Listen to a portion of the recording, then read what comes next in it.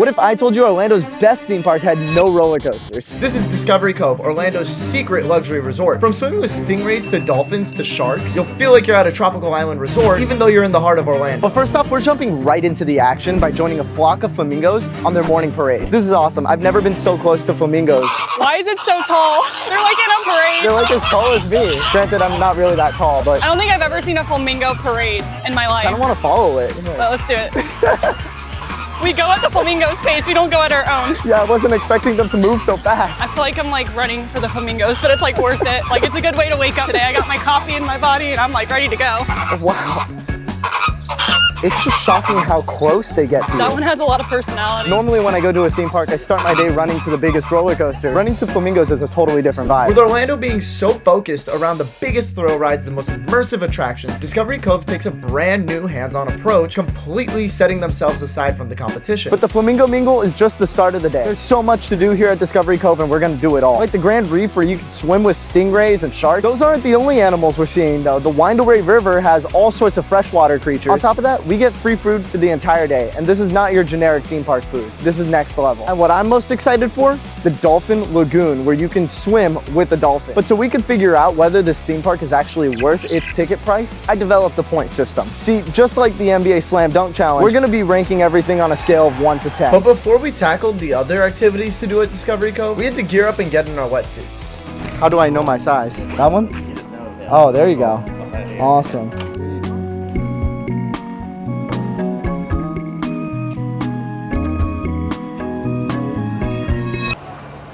All right. Fit check. How do I look? Truthfully, I think I look a little ridiculous, but I think what's more ridiculous is me setting up a camera right in front of the bathroom to record a transition. Let's get in the water. This is gonna be our base camp for the day. In between experiences, you can do all sorts of things, like enjoy a cup of coffee, or you can sit here and rank your experiences. Like the flamingo experience was a total 9 out of 10. I'd give it 1 more point if I could spend more time with the flamingos. But we had no time to waste. Our second activity was the Windaway River. Having won the award of America's best lazy river, this isn't your generic lazy river. There's an entire bird aviary and a freshwater section. From what I've heard, this river is the complete package and it's time to put it to the test.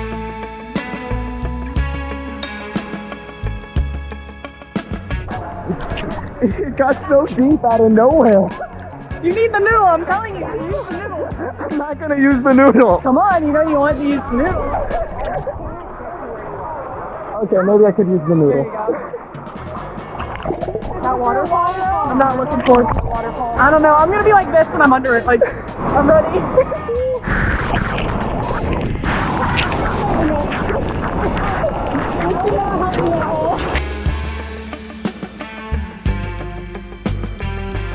You know there's another waterfall to get out of here. Oh, really? Upon walking into the bird aviary, I saw a wide variety of birds. I'm kind of scared of this bird. His beak is so sharp. The craziest sight I saw was this guy with a bird on his head. I was inspired. I want to do that so bad. I'm not leaving here until I have a bird on my head. How do I even give this? Do I Maybe just we like? should just hold it like Oh, do I just put it on my head? We gotta get close enough to it. Yeah, which bird do we do? This is the one. Comment what you think I should name this one. I'm genuinely like kind of scared. Come on. Do I need to be taller? I think he can sense that you're nervous. I'm kind of frightened, to be honest. We need to find another bird. I don't think these birds like me. There's 2 up there in a tree. Yeah, I could reach that. These birds are really uninterested in us. I don't know, maybe he's deciding. Oh, this is so exciting. Come on. You know you want it. He chose hers. Come on, come on. Oh, oh! Oh, dang, he's eating a lot, too. Think he'll land on my head? He's literally like, what are you doing? Dude, I want to get this one. He's kind of like freaky looking.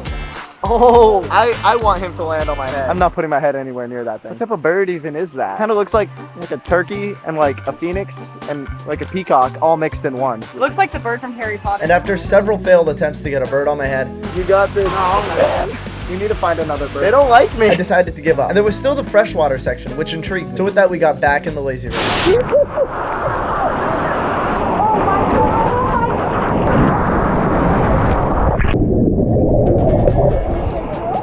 There's an otter sign right there. Can we get to swim with the otters? Wait, where are they? They like blend in with the trees. You have to look really, really close. I genuinely didn't believe you that they were there. I want to take one home with me. Like, they're so cute. Look at them. They're like right back there. What's this like sneaky cave that the otters are in? Oh, they're behind the glass. I was hoping we could swim like with the otters because I wanted to like pet an otter. Finishing up a lap around the Windaway River was exciting. Had me wanting to give it a really high placement. With the cave, random moments where it goes from shallow to super deep, constantly keeping you on your toes. The bird aviary being the ultimate pit stop halfway through the river. I had no choice but to give the Windaway River a perfect 10 out of 10, even though we didn't see any otters. But with the Windaway River giving a perfect score, it now sets the bar very high for our other 3 stops of the day. And after watching all those birds eat, I was building up an appetite. One of the most amazing parts about Discovery Cove is the fact that food is included in the price of admission, meaning you can eat anything and everything for completely free. And so naturally, we chose to go all out for lunch. Only issue is my microphone wasn't on. So I'm gonna try my best to voice over exactly what Sarah and I were thinking. Sarah, this is a long line. This burger better be worth it. Yeah, but surely you can't ruin a burger. I think this is everything. I don't even know how I'm gonna be able to eat all that. Where do you want to sit? Anywhere works. I'm just excited to try the cake. All right. What's up, YouTube? I got a burger. It looks tasty. There's a whole bunch of stuff on there. Came with fries. I put bacon on there. But let me stop yapping and just take a bite. You know, a little drier than I expected. I've heard really good things about Discovery Cove food, but this is pretty much on par with the other burgers that I've had at SeaWorld theme parks. Sarah, what did you get? I got the chicken and the rice, and let's try it. Oh wow, this is really good. After trying the food and having it hyped up by many, it didn't really match my expectations. It was the same type of food and the same quality of food that I get every time I go to SeaWorld or Busch Gardens. Had I gone in expecting that, I would have enjoyed the food a lot more, but many of my friends have visited this park before and told me that this is some of the best theme park food they've had. So my expectations were a little too high. Sarah seemed to love her food though. But my final ranking for the food is gonna be a solid 4 out of 10. But if there was one thing I knew wouldn't disappoint, it would be our next stop, the Grand Reef. Full to the brim of sea creatures that can't be found anywhere else besides the actual ocean. This is insane. What's crazy is like, as I look down, there's fish all around me. It's really cold. This is insane. There's fish and stingrays just all around me.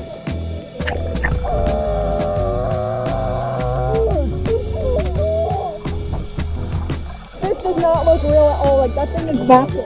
The Goliath grouper. You know the name of it? After seeing the Goliath grouper right below me, I made it my mission to see just how many unique sea creatures I could find in this reef. You look like you're having the time of your life. Oh yeah, so much fun. They're huge. That's insane. Are there sharks in here? I think so, but I think they're behind glass. I don't know. That fish down there looks like a shark to me. It's a guitar fish. It's a type of stingray. And it looks like a shark to me. Do you want to see the sharks? I don't know. I'm kind of scared. I don't believe you guys that it's behind the glass. I wish they weren't behind glass. I'd totally swim with them. That could be all you. You guys have fun with that. That's a massive fish.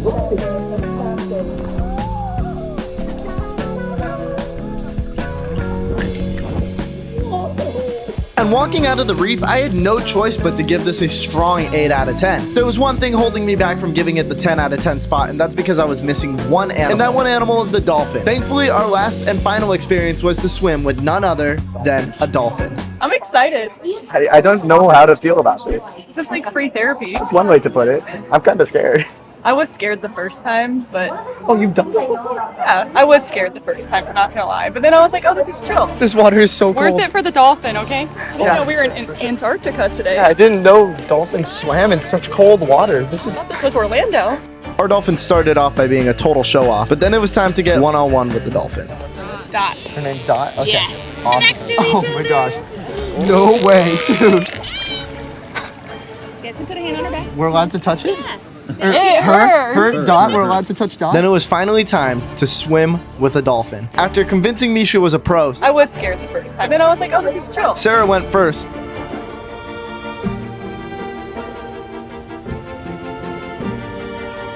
And then I was the next one up. The trainer told me to put my hands on the dorsal fin, and almost immediately the dolphin took off, giving me no chance to process what was happening.